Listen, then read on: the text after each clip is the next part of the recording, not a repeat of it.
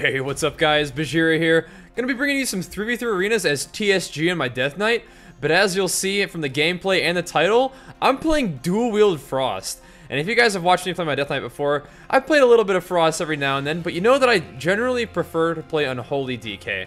However, in patch 6.2, Dual-Wield Frost is looking very powerful, especially if you play it with Necrotic Plague. The reason for this is because normally two-handed Frost relies mostly on obliterate damage, which scales with weapon damage basically.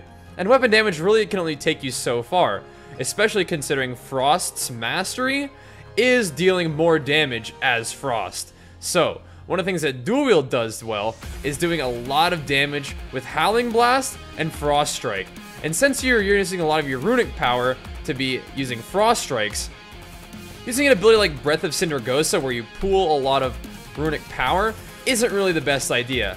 However, being able to use Necrotic Plague along with Plague Leech is going to give you a chance to get lots of runes back and deal really consistent buzzsaw damage. That's how I feel like when I'm playing a Dual-Wield Frost. I feel like a freaking buzzsaw. Because all you're doing basically is spamming lots of Frost Strikes, lots of Howling Blasts, and just rotting an entire team down. As you can see, I'm cleaving like crazy, and anything that looks fun to me, I'm hitting it. And as soon as I make contact, everything just gets chunked.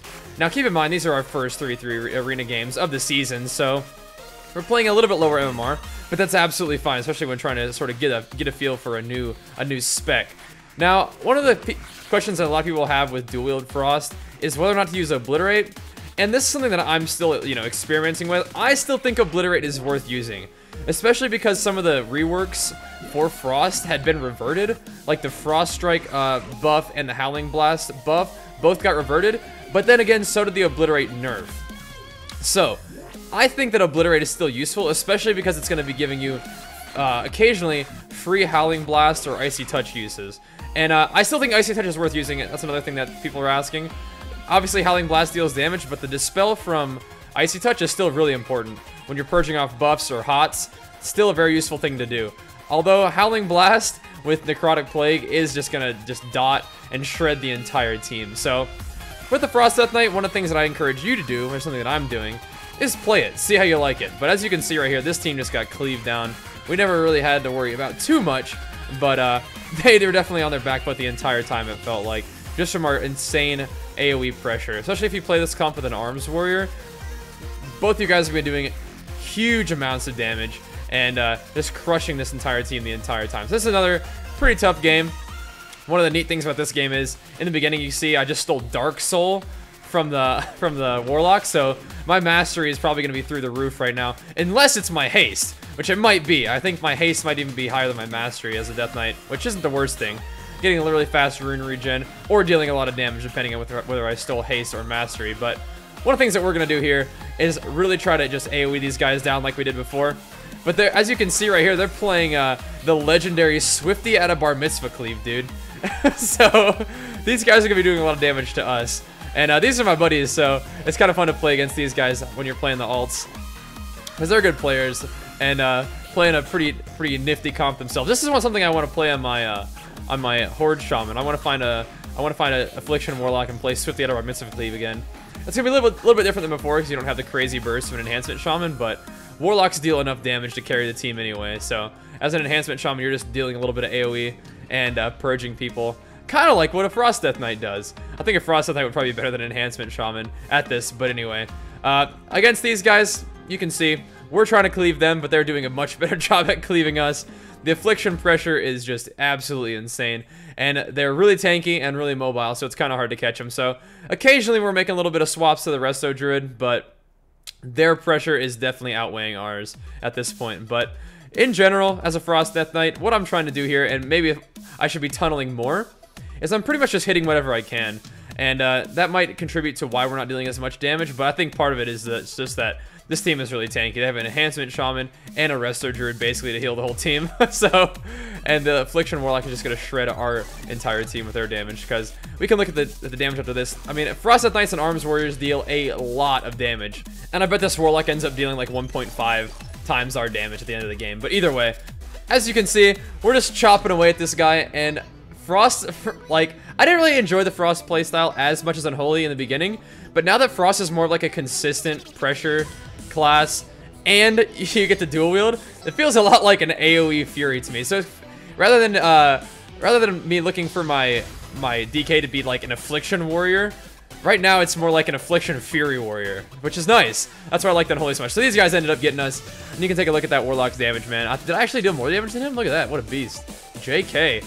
Good job, TSG Pressure. But anyway, Frost, it's like you're a constant buzzsaw of damage to anything that you touch, but you're also dealing lots and lots of AoE thanks to the Howling Blast spam and the Necrotic Plague stacks, which is awesome. So against these guys, we're going to just want to tunnel this mage the entire time to try to limit the CC that the mage can do to us, while keeping an eye on the druid, making sure the druid doesn't contribute too hard to the CC. So I'm going to steal this polymorph right now, try to throw a quick polymorph on somebody. But of course my Necrotic Plague probably broke it instantly. But then again, the reason why you use Necrotic Plague is so you can Plague Leech really easily. Usually you'd have to have 2 dots to actually use Plague Leech, but since you have Necrotic Plague, it does combine your dots into 1, so it's really easy to get that Plague Leech real quick, get a rune back, and just continue spamming Howling Blast, whatever else you want to do. Now, I'm playing Dual-Wield Frost, but I have seen some Death Knights continue to use two-handers, so it can be done as Frost. And one of the things that you could do if you really wanted to is, since you sit in— wow, that was a lot of burst right there. Is since you sit in Frost Presence most of the time, and if you get hit as Frost, obviously, you might want to go Blood Presence. What you could do is you could have a two-hander that you swapped into whenever you're in Blood Presence if you wanted to.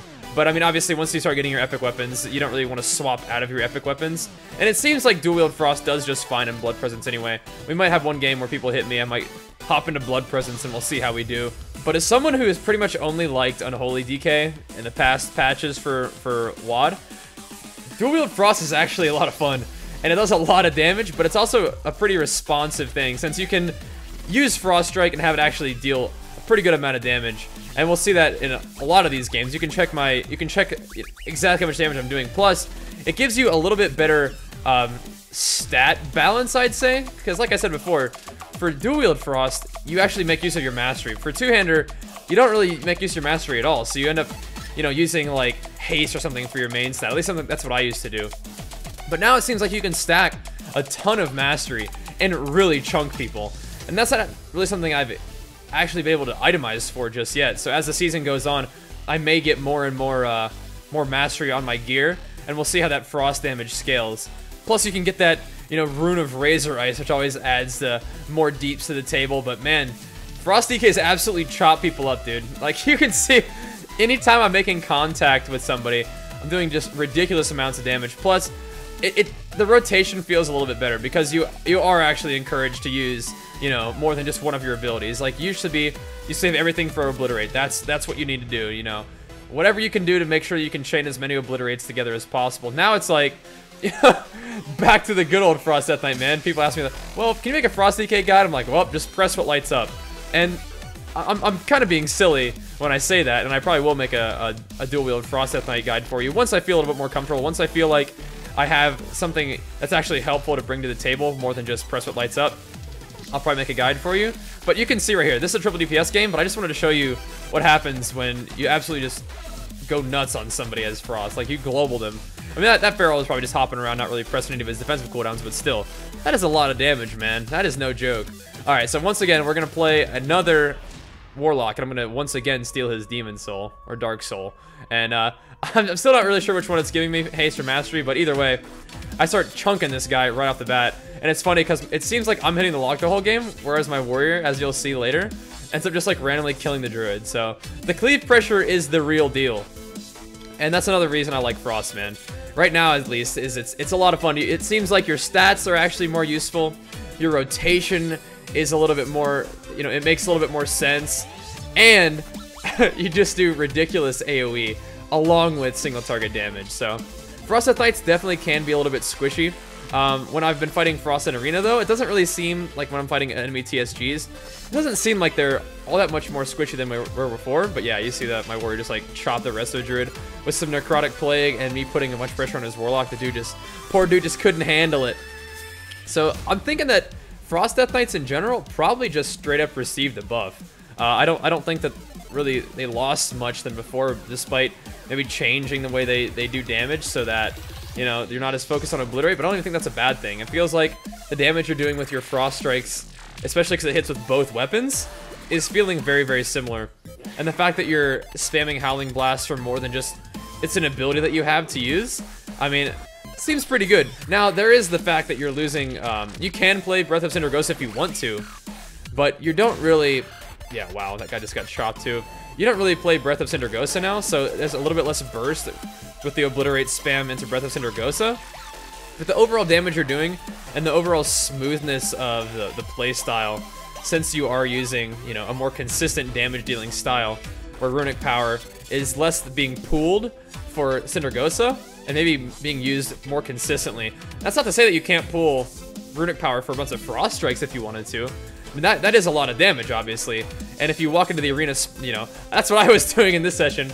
As soon as I could see people, I was basically popping all my cooldowns and just Howling Blasting them as many times as I could, so that as soon as I made contact, I was able to, you know, dump a bunch of Frost Strikes into them, get my runes back, and continue that burst. And if I was at a point where I had no Runic Power or runes, then you can just go ahead and empower a Rune Weapon and continue your burst and just have absolutely insane pressure right off the bat. And that's pretty much what I did there without the empowered Rune Weapon. I got the we both got the Palliative Bubble there pretty much right off the bat. So as soon as he's out of his bubble, I'm spreading my Necrotic Plague again with my Howling Blast. Now, Necrotic Plague will spread on its own, which is kind of cool, but obviously Howling Blasting more targets is going to do more cleave damage. And that's pretty much how I'm playing Death Knight at this point. And like I said, I'm not like an expert Death Knight, and I have a lot to learn, especially for Frost, but honestly, I don't really think there's much holding you back from just going in there as a Frost Death Knight and going absolutely ham on people.